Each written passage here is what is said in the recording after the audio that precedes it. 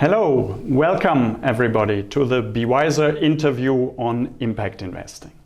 I'm Peter Brock from BeeWyzer, and it's great I can welcome today here Kirsten Siegel from Toniic. Kirsten, welcome. Thank you, Peter. Thank you so much for the invitation. It's great to have you here in Berlin. We will speak about impact investing, and Kirsten is a great expert in that. She works as the head of EMEA for Toniic and is also the director of the 100% Toniic network.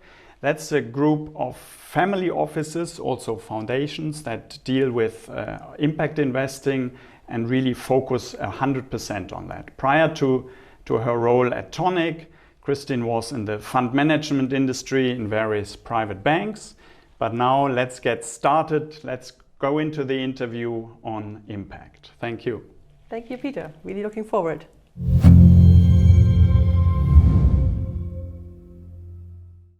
Kirsten, so impact investing. What is the definition? What is impact investing according to Toniic? And does it in any way differ to other organizations? Or? Yeah, great, really. When we start talking about impact investing, obviously we need to define what we actually mean. So we as Toniic, we use one of the standard definitions from the Global Impact Investing Network, and we build on that. So the Global Impact Investing Network, they define impact investing as a way of investing where you do not only want to achieve a financial return, but also want to have a social and environmental impact. Mm-hmm. So that differs, or that differentiates impact investing from philanthropy, where it's only about the positive impact that you want to achieve, and what we call traditional investing, where it's only about financial return and you don't care about social or environmental factors. Right. How about additionality and measurement of impact? I think that comes into the game, isn't it? Absolutely, yeah. That's super important. That's why also we say actually we build on that. Also even the Global Impact Investing Network, they came out with 4 characteristics for impact investing, and that part about additionality, that you achieve an impact that wouldn't have happened otherwise. So really you're doing as an investor helps to achieve this extra positive impact. And it also is important that we measure it, like what kind of impact do you have? That is sometimes a little bit tricky because in financial returns you have risk and return, and for impact there are very different criteria how you can measure it, but it really is important that we do measure it and also report on it out. Right, and I think it also differs in the different asset classes, doesn't it? So the 100% network, as I understand, is trying to achieve impact across all asset classes. And can you maybe give some examples in listed equities or private equity, how impact is achieved in the different asset classes? Yes, absolutely. So I guess traditionally impact investing started especially in private equity or in venture capital, where you give funding to a social entrepreneur to either start or to scale his or her business. And there it's often illiquid money, so you invest in the company and you have to wait maybe for 10 years until you get your financial return. You might see already some impact before that, but so that's where traditionally it started, and it's also easier to measure the impact because you are directly working with the company. It's clearer, isn't it? It's kind of more direct and more obvious. Huh? Right, more direct, more tangible.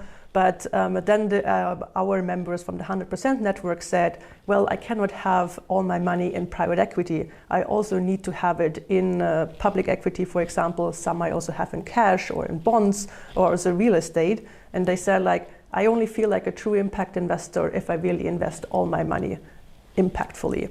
And so that's why they started thinking of like, how can I also have impact in other asset classes? And you mentioned, for example, public equity. Mm-hmm. So investing in stocks. There you're kind of farther away from the impact because you are invested in a stock exchange and you don't necessarily have direct contact with the company. Though there is an opportunity how you can also have impact through public equity by being an engaged shareholder. So actually when you buy stocks on the stock exchange, you can also have an impact by being an active shareholder, by going to the annual global meetings to vote your shares, or if that is a little bit too difficult, or obviously you don't necessarily have time for that, to invest in a fund manager who is voting on your behalf, mm-hmm. and who is also voting in a way that is sustainable. that he or like the fund manager really maybe writes a shareholder resolution or joins a shareholder resolution that is out there that is voting in favor of impact.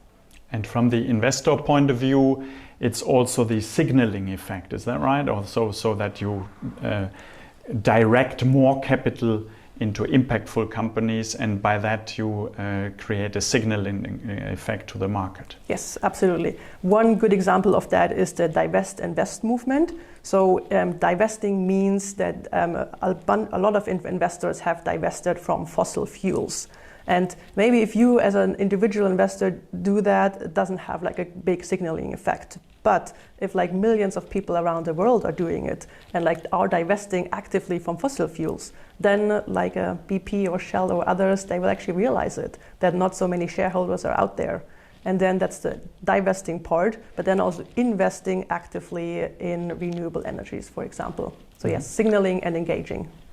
So how would you recommend for nextgens to get started? I mean, often there are conflicts between the old generation and the new generation.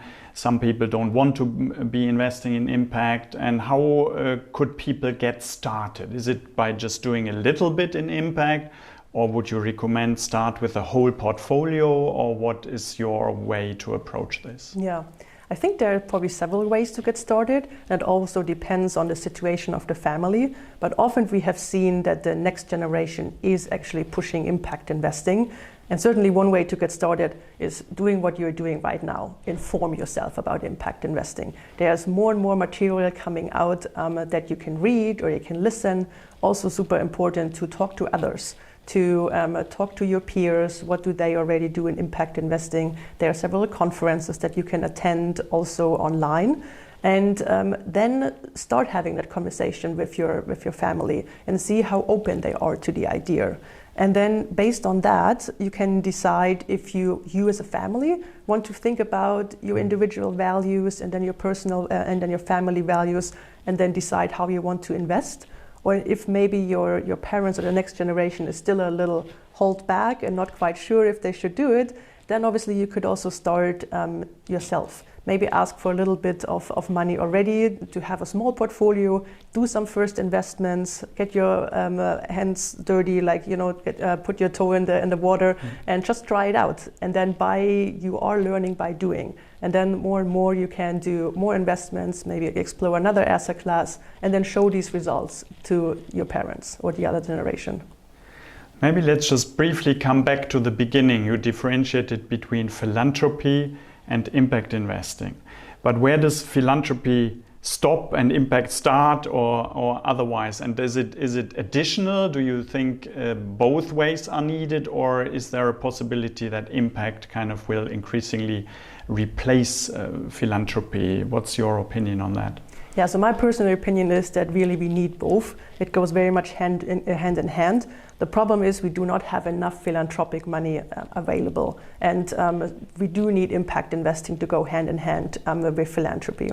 Also, one problem with philanthropy can be that it is free money, you don't have to pay it back, and that in itself is not really sustainable, because like once the money is used, you kind of need another portion. When you invest in scalable business models, then you are maybe helping at the beginning to get them off the ground, but then they have developed a business model that sustains itself. So the people are not dependent on further philanthropic money anymore. So that's where sometimes, especially at the beginning, it is important to have philanthropy, but then also bring impact investing in. Yeah, so it's a combination of both really. But it's the measurement and the additional stuff that impact really offers, isn't it, for the global philanthropic world, basically. In the long term, especially. Indeed.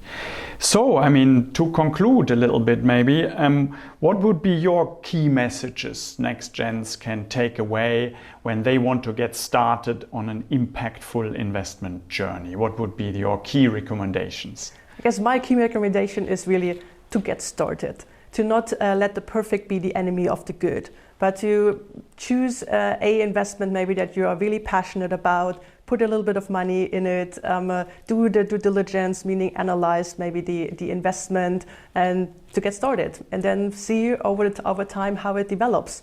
And while you're doing that, also talk to others, keep informing yourself, watch this series to learn a little bit more generally out about investing, and then continue from there and enjoy the journey. Great, thank you very much. And clearly Toniic is a great partner for everybody to join. It's a big community of impact investors, so you can exchange thoughts. And thank you very much, Kirsten Siegel, the EMEA leader of Toniic. Thank you. Thank you so much, Peter, for having me, and BeeWyzer. Super, thanks. Yeah.